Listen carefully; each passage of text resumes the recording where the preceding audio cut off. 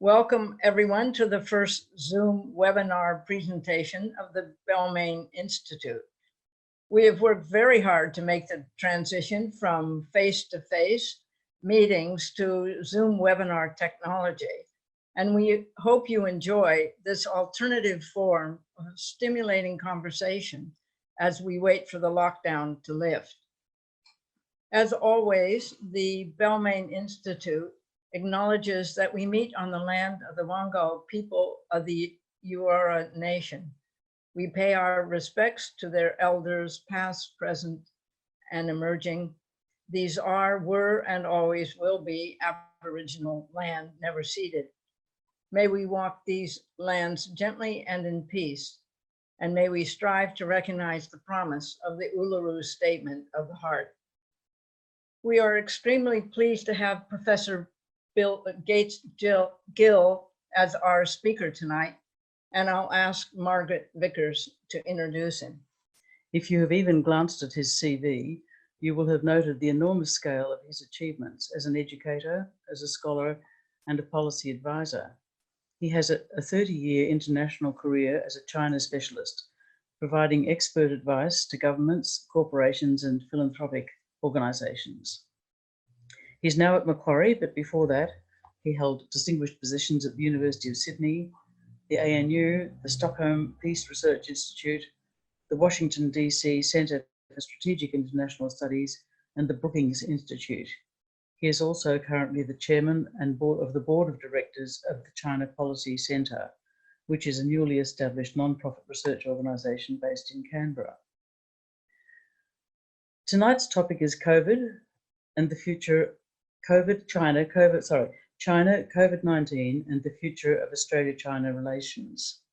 This topic is both enormously important and immensely complicated. 1/3 of Australia's exports go to China, but our defence strategy is bound up with the United States. We are in the middle as tensions emerge between these two great powers. Enter the COVID crisis, and we're in worse trouble. Overnight, we have, for example, lost the $11 billion per annum that we gain from Chinese tourism, and an equal amount associated with Chinese international students. Our Prime Minister has called for an immediate inquiry into the origins of the pandemic, perhaps too quickly, perhaps without sufficient multilateral backing. There are many aspects of the Australia-China relationship that could change during this difficult and unpredictable time. So I'm handing over now to Professor Gill, to take us through his reading of this situation. Margaret and Mo, and to the entire Balmain Institute, thank you so very, very much for this opportunity to speak with you tonight. A special thanks to everyone for the patience and abilities that have made it possible to do this via Zoom technology. I've been a Balmain resident now for 4 or 5 years. I've often known about the Balmain Institute and have frequently wanted to be a part of it. And so this is just a great opportunity for me to join, even if it is remotely. But you guys are great. It's a fantastic institution we have here in Balmain. And I thank you all very, very much for asking me to be a part of it. And welcome one and all. I know there are folks tuning in, if that's the right word, from lots of different places around Australia and perhaps even internationally. And I greatly appreciate your time and interest in this very important topic. There's no doubt that Australian and Chinese interests are intertwined. For Australia in particular, it presents all kinds of opportunity and risk. I mean, it's kind of you can't overstate just how important China's relationship is to Australia. But the problem is, and this is the real challenge, is trying to get the relationship right. Get it right across several dimensions. I think among the most important are interests, values, opportunities, and risk, right? None of those are easy to deal with. And that's why in Australia, we have such intense debate going on about how we move forward in our relationship with China. And that was before COVID hit, right? That was all before COVID hit. what's happened, of course, is with the onset of this crisis globally that largely we've been spared here in Australia. Nevertheless, this crisis has merely intensified what was already an extremely complex and difficult balancing act. I do not envy the folks in Canberra and elsewhere who have to try and manage the relationship with China. And folks, we are only at the beginning of this. We don't know what the COVID situation is actually going to portend as we go forward with the relationship globally.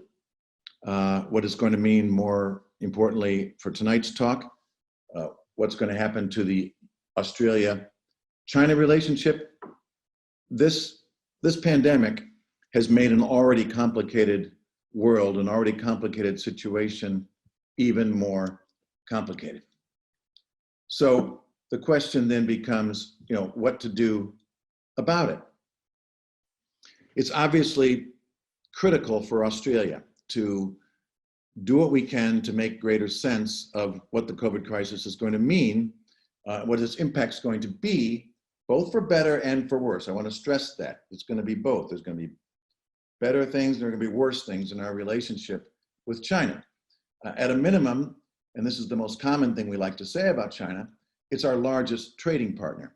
But I think that, and perhaps even more importantly, it's becoming an increasingly influential, powerful, regional and global player. So, we really need to get this right.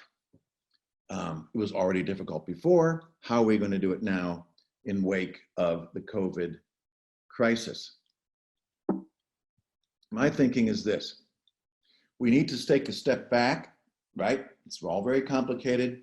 We're not quite sure what the future might leave for us, but we need to take a step back and try to think through, in my mind, at least, I put at least there, at least 3 important forces that are going to impact on the Australia-China relationship in connection to COVID-19. Of course, there are many more things we could talk about here, but just for the purposes of this evening, let's talk about 3. First, let's not forget what the relationship was like before COVID-19 hit. Let's just choose a date, before January 2020. What was the relationship like before? Because obviously that has an impact on what follows. It's not as if we flipped a switch on January 2020 and everything that went before was different, although maybe we like to think that way. So that's one thing. Where were we before COVID-19 hit this relationship? Secondly, where are we now? How has the COVID-19 pandemic affected our relationship with China, and how is it going to affect our relationship with China going forward? And then lastly, I think it's important to think through also the response of the international community. Australia, we all love to say, punches above its weight in international affairs. That's true. But I think one reason we do so is because of the relationships we have with other countries in the world, including China. And so, if we're going to play a role and seek our interests and values in the world as part of our relationship with China, it's going to matter that we do it in a way that's multilateral and working with others around the world. So that's kind of a framework I want to try to walk through this evening. Now, just a teaser or a spoiler alert, just so you sort of know already, and then you can just hang up if you don't want to hear anymore, about where I am on this, just a sort of bottom line thing. About a year ago, in March, I wrote a piece for the Australian Financial Review, in which I talked about the oncoming relationship with China and used the term bounded engagement. Now, I'll go into a little bit more detail about what I meant. And of course, I had absolutely no idea about what was going to hit us a year later in terms of a relationship with China. But I think the framework holds up pretty well. We're moving into a more difficult, more complicated and bounded relationship with China, even as we seek to engage with it. Now, why do I think that way? Let's go deep into time, way, way back into ancient history, late 2019. At that time, there are some very positive and encouraging aspects to our relationship with China, right? I mean, most importantly, our largest trade partner. In October 2019, it just happened to be because of the price of iron ore at the time, we really spiked. 38% of our exports to China, 38% of our exports were taken up by China, a remarkable figure. It's about a third. And if you throw in Hong Kong into the mix, it's like 35% or more of our exports out of China. Very, very important trading partner. And 23% of our imports are from China. And that together makes China our largest trading partner, no doubt about it. But more than that, China in 2019 was Australia's 5th largest foreign investor. Still small, or comparatively small, compared to countries like the United States or the UK or even the Netherlands, but still growing and significant, an important partner in that respect. Of course, a couple of years ago, China actually overtook our friends across the Tasman to become our largest source of tourists, just in numbers, but also in terms of tourism spending, which some tourists don't spend as much, but the Chinese apparently do quite well in that regard for Australian export dollars. Largest source of enrollments in 2019 of foreign students in Australia. And that's of course been the case for some time, but the enrollments that year were something in the range of 38% or something like that. Also, I think interestingly, by the census a couple of years ago, we learned that there are about today 550,000 individuals, residents in our country who are from mainland China.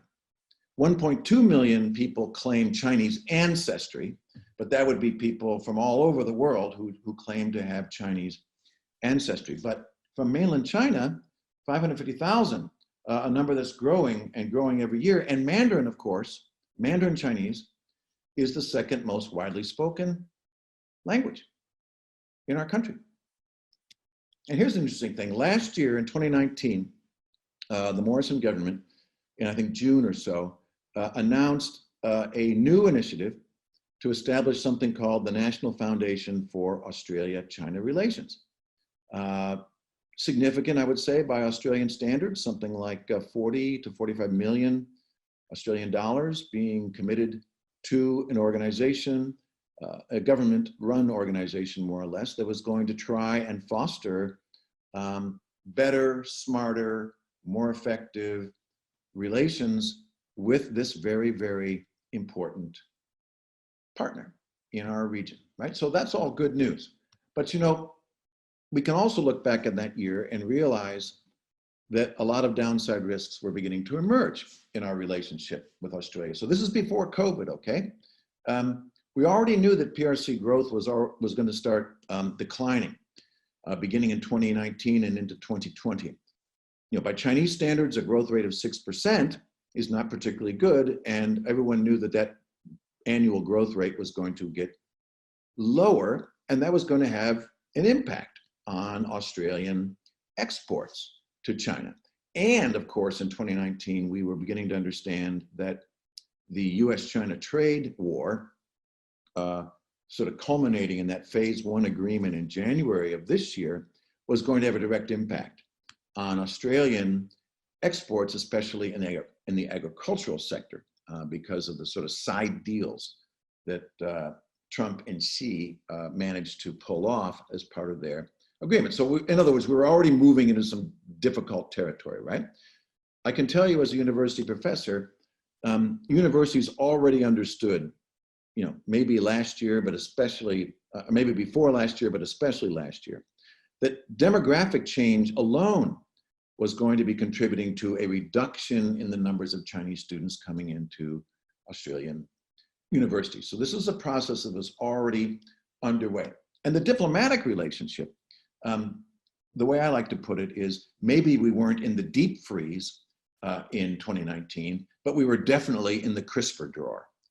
Things were not good. The strategic partnership which Prime Minister Gill had established several years ago, which included an annual summit at the state level, so prime minister to prime minister, had been put on hold for 2 or 3 years, in part because of the foreign interference laws, which were passed under the Turnbull government, in part because of that, had been suspended, and there simply weren't high-level official strategic partnership meetings taking place. It's been 3 or 4 or 5 years now. So that was already happening well before COVID.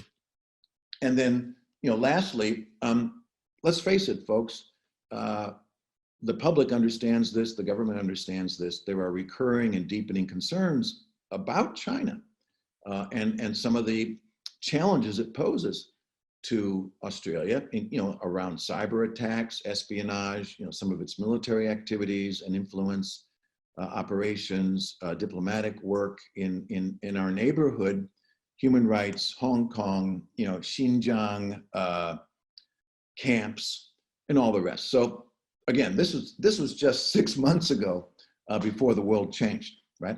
Take a look at this. Here's some Lowy Institute polling from last year. This was about mid-2019, based upon polling in early 2019.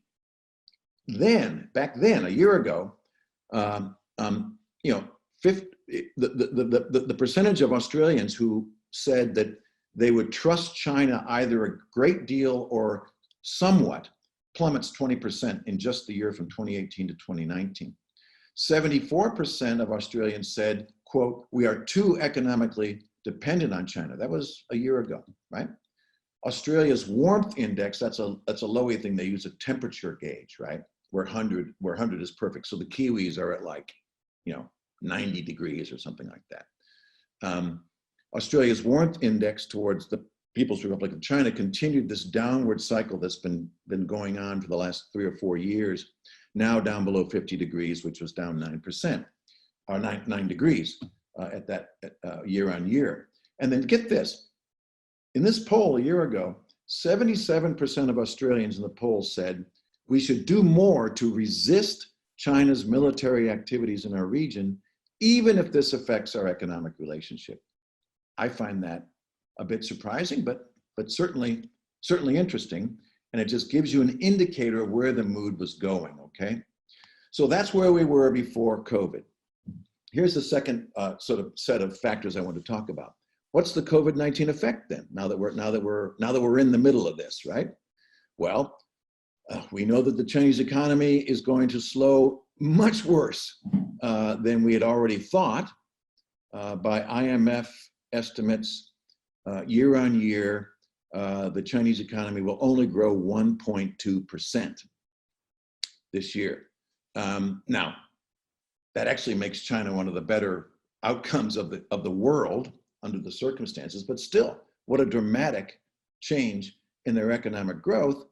In addition, I didn't mention before, but investment in Australia from China was already shrinking in 2019. So these two things combined should tell us, at least for 2020 and probably beyond, that fundamental aspect of Australia-China relations is in real trouble, the economic part of it.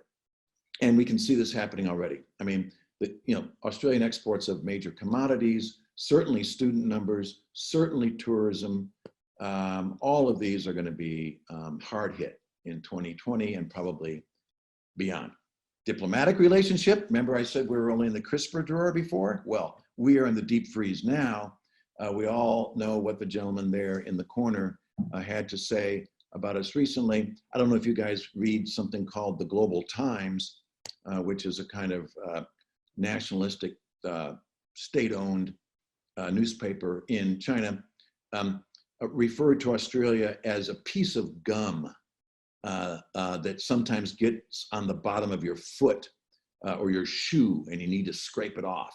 I mean, that was in reaction to the proposal that we go forward with a sort of independent international investigation on the COVID-19 crisis.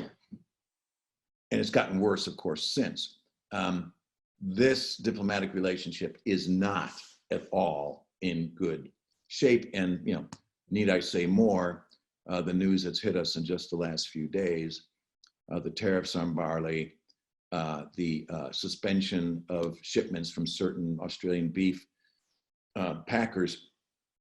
I mean, we don't know what the exact connection is between those decisions by China and the COVID issue, but, you know, I think the effect is sort of the same. We're getting a strong signal from China one way or the other. More broadly, in terms of how the public, you know, getting away a little bit from the official relationship. This is a poll that the Lowy Institute just put out, I think today, or maybe yesterday. Get this, substantial majority of Australians, 68%, more than 2/3, say, quote, they are less favorable towards China's system of government when thinking about its handling of the outbreak than they were before. So in other words, an already sort of bad mood towards China has got worse because of how they handled the COVID-19 crisis. At least that's what the poll says. Only 5% of Australians are more positive toward China as a result of how they handled the COVID crisis. That's an interesting data point.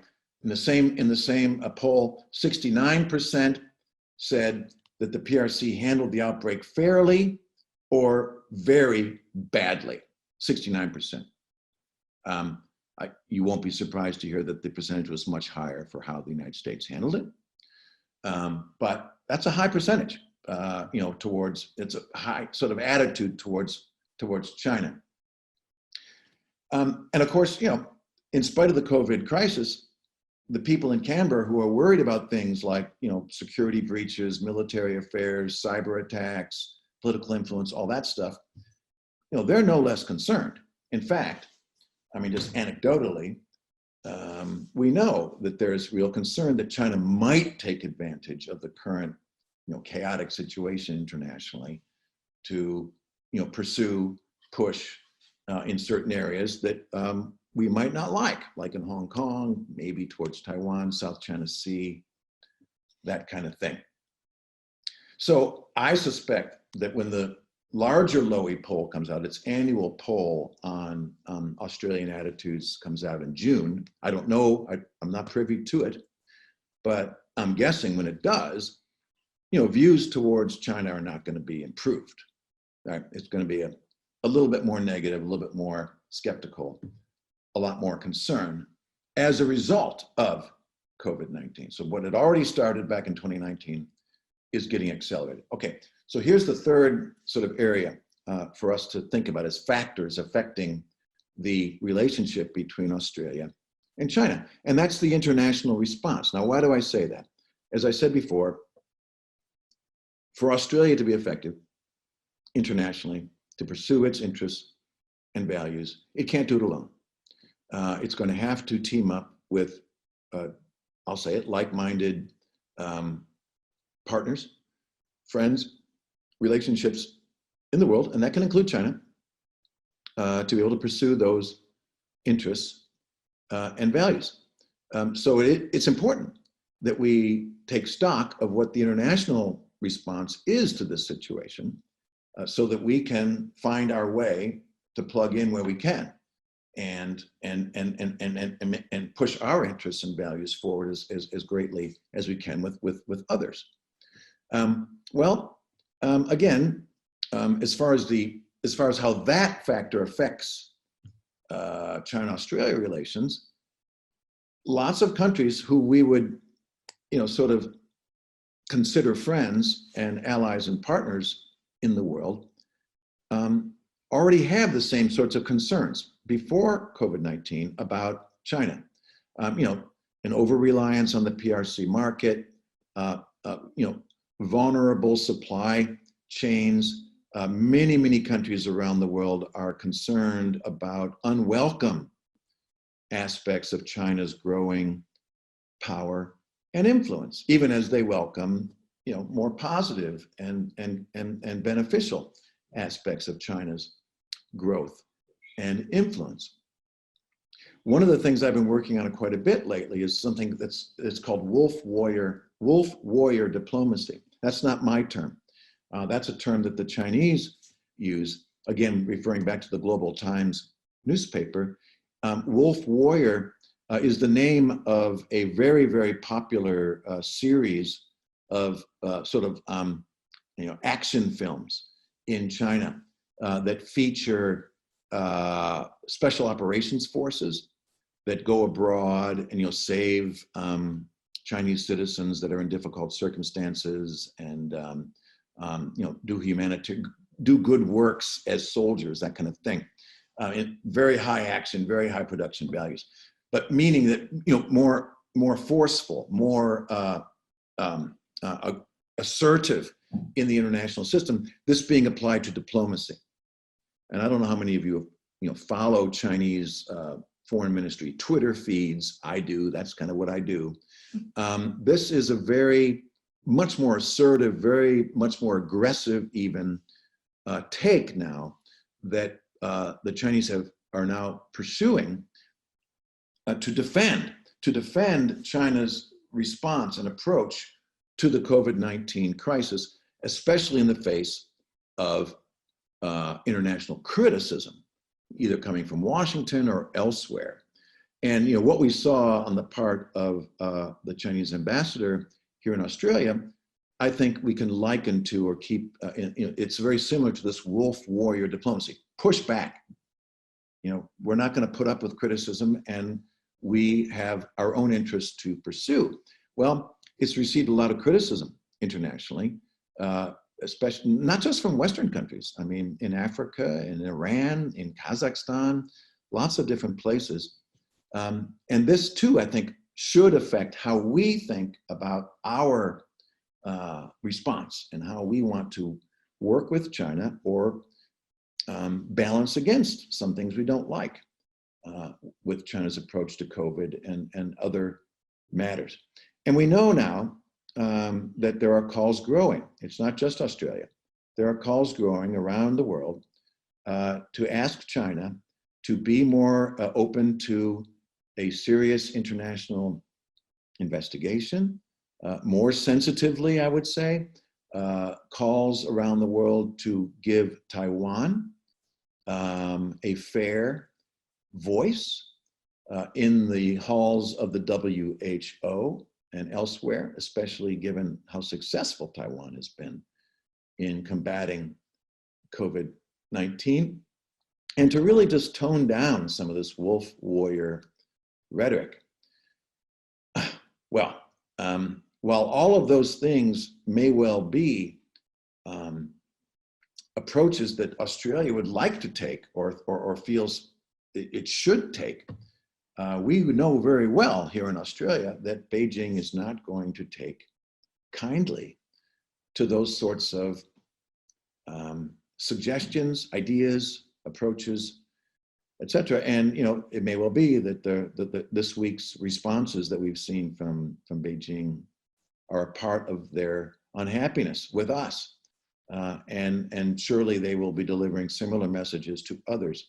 I can go into detail about why COVID-19 and the international criticism about China's response to it is so sensitive to Beijing, but we don't have time to get into it, but it obviously really, really is. Bottom line for Australia, though, is that even as we might agree with these attempts to try and shape Beijing's thinking and approach to not just the COVID-19 issue, but to larger issues that we're interested in, get serious pushback, that nevertheless puts Australia in a difficult position, as we can clearly see now, based on China's response. So we haven't even begun to talk yet about a kind of elephant in the room. And believe me, I know this is the elephant in the room. I just don't want to waste a lot of time on it. But Australia's even further squeezed in terms of the international response by the ongoing US-China rivalry, which was happening well before the COVID-19 crisis hit, but which is now worsened because of the disastrous response by the United States, both at home and abroad, and how that just feeds into an even more rapidly deteriorating relationship between the United States and China. And while we might want to hope or believe that somehow we can stand apart from that, we know we can't, right? Like it or not, we can't. And so that's another part of the whole international response that's putting pressure on how Australia should go forward with its relationship with China. So my takeaway, as I sort of signaled earlier, you put all these points together, you just use that 3-point framework I just tried to put forward, and there's other ways of looking at it. But if you put that together, we're transitioning to a new and more difficult relationship with China. There's going to be a phase here, and I don't know how many years to put on it, but it's going to be a while.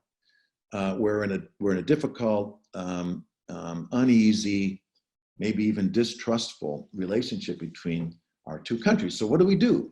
How do we go forward and sort of achieve the sorts of interests and values that I think Australia should strive for? So I'll just harken back to that article that I wrote a year ago. And these are more or less quotes from them. And I think they still hold pretty well. Again, not knowing what was really going to hit us in January, February of this year. Basically, we can go forward with China, and we should, but we have to narrow the parameters of the possible, because both sides, and definitely Beijing, and I think surely in Canberra, we are rethinking sort of the value relationship, the value proposition about how we can succeed together. How can we mutually benefit one another? And it's getting harder and harder to find that space as the parameters of the possible narrow. Now, neither one of us, the United States, Australia nor China, can seriously contemplate decoupling. I think that's just a ridiculous idea. And engagement for both sides remains the best option. But I think engagement's going to be less expansive. It'll be less open-ended than we had in the past. Now, that doesn't mean that all areas in engagement with China need to be constrained. There are certain areas where it's going to be possible, I would hope, to open up and go forward, on climate change, for example, or on, combating illegal drug trafficking, or anti-piracy operations, or working on ways to move forward with Chinese investment in Australia, or making sure that our trading relationship remains open and beneficial to us both. And there are many more we could talk about. But other areas are going to become more constrained, either by official decision or just by the facts of the current international situation.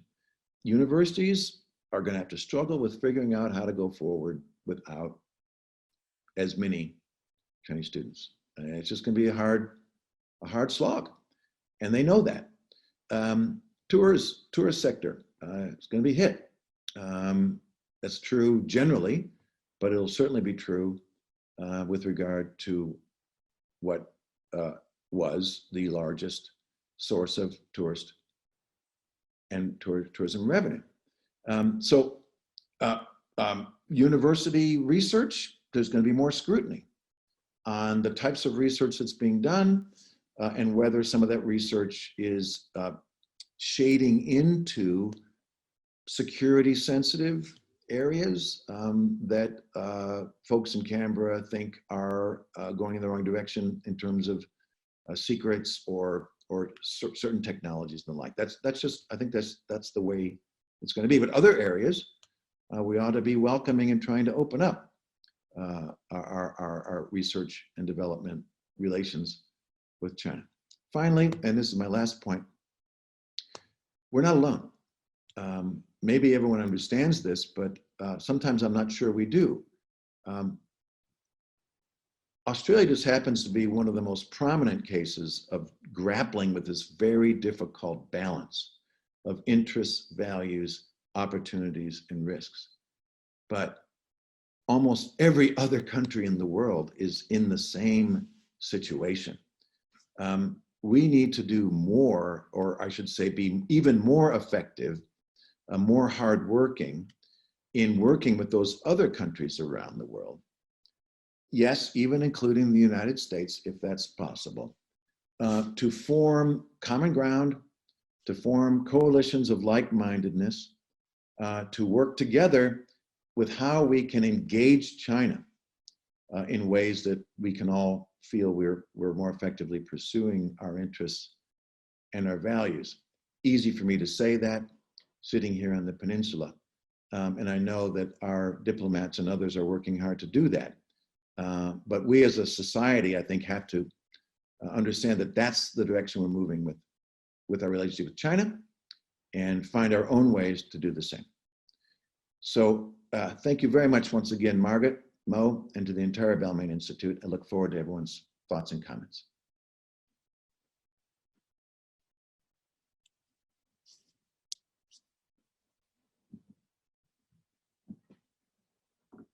Okay, I have a question here from Russell Damley. Thank you for the comprehensive briefing. You've clearly articulated the economic constraints on the PRC, just 1.2% growth. The indebtedness of China's BRI partner countries has also been increasing, more so with COVID-19 impacts. Could the tariffs on barley and the cutting of beef imports from 3 Queensland abattoirs and 1 in New South Wales be economic rather than diplomatic responses, with China seeking to source these commodities more cheaply from indebted Central Asian countries? That is, should we be viewing the economic foundations of China and Australia as more multilateral rather than bilateral? And might this perspective help us in the process of rethinking the value proposition? that is one sophisticated question, and thank you very much for it. I'll try to give a few, quick off the top of the head sort of responses. To the first point, I don't think we really know what the ultimate motivation may have been in the decision, apparently in Beijing, to, raise tariffs on barley to a point where it's impossible to export, and then suspend export licenses for certain abattoirs. We don't know. I think what you suggested may be true. It's a way maybe for China to diversify its sources, make BRI, that's Belt and Road Initiative, Belt and Road Initiative, which is China's enormous geostrategic infrastructure and economic development program with 60 or 70 countries around the world. Most importantly, it's near neighbors like Kazakhstan or Central Asia. Perhaps it's a nod to that, to help some of those struggling economies that are struggling even more under COVID-19 situation. We don't know, but I think it's an interesting interpretation. I don't think we should just default to or reach to the conclusion that this all has to do with Prime Minister Morrison's announcement, to pursue a investigation. I don't think I'm sure it's more complicated than just that. And so maybe your explanation or your interpretation has some validity. I wouldn't doubt it if it does. It's a complicated set of decisions, and China, no doubt, is facing its worst economic year since the Cultural Revolution, pretty much. Since the late 1960s. early 1970s. So I'm sure they're scrambling for lots of answers. And maybe you're right, that this is just a part of that larger challenge that they're facing. Now, the other question you asked was quite interesting. To what degree, if I've interpreted it right, to what degree is our relationship, the economic relationship between Australia and China, defined by bilateral versus multilateral sorts of relationships? I can't say that I'm a super expert in this, but when you consider, if you added up the bilateral, strictly bilateral trade of commodities, and by that I mean things that are dug out of the ground, like iron ore, natural gas, coal, plus ag, right? So basically shipping agricultural products, processed or otherwise, most to China, plus education and tourism, which I would pretty much write down as strictly bilateral types of economic activity, purely transactional. There are a few middle women or middle men in that. I'm not sure the exact number, but I would guess 50, 60% of Australian exports, maybe more. So I don't see a lot of multilateral aspects to it. Other parts of our relationship may well be, but these are quite dominant. So, when the bilateral diplomatic relationship goes sour, it does hold up some real bilateral economic problems for our producers, our universities, our industries that are engaged in those sectors. Can we diversify? That'd be good, but very difficult to do. Thank you very much, Bates, for that answer. There are a couple of questions here that relate to the inquiry into China's handling of COVID. One of them is a question from David Ansley saying, can Xi afford to accept an international investigation in terms of his domestic profile and potential civil strife? And on the flip side, in relation to the same issue around investigating what China did, China's role, why do you think the Australian government was so keen to jump in so quickly? And was there any upside for Australia in this action? Well, thanks. Thanks, David. A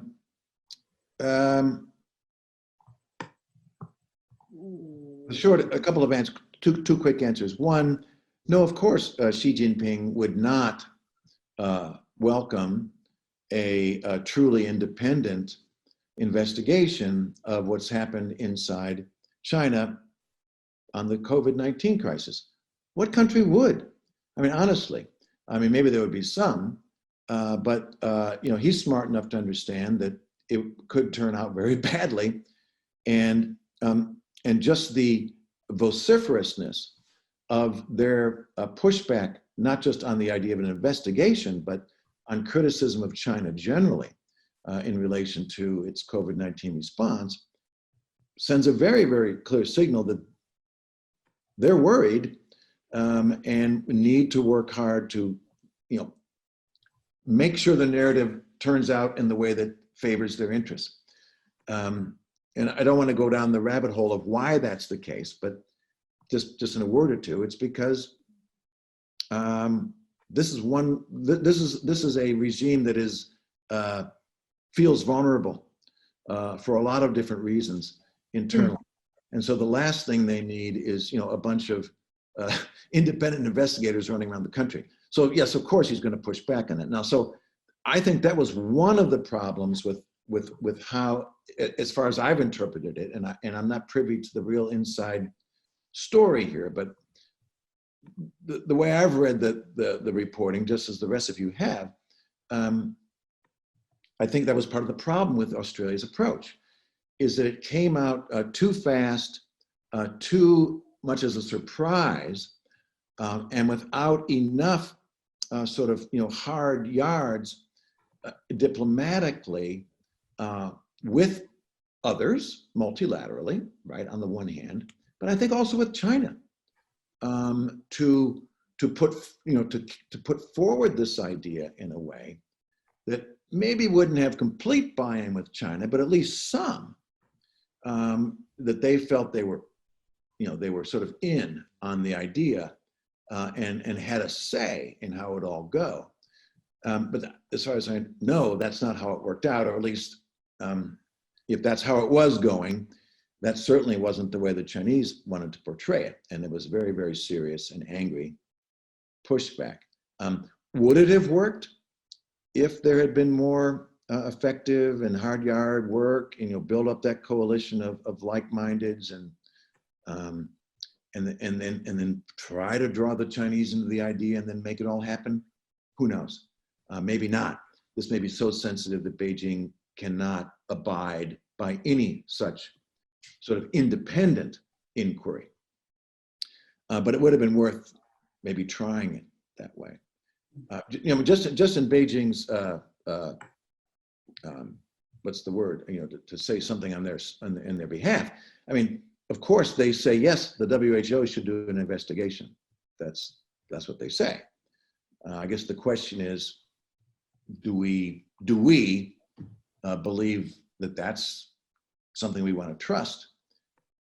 That's another question. So, Yungi Pan, I'm sorry if I've mispronounced that, has two questions. Do you think Australia and China's dispute on the South China Sea will be the next focal point?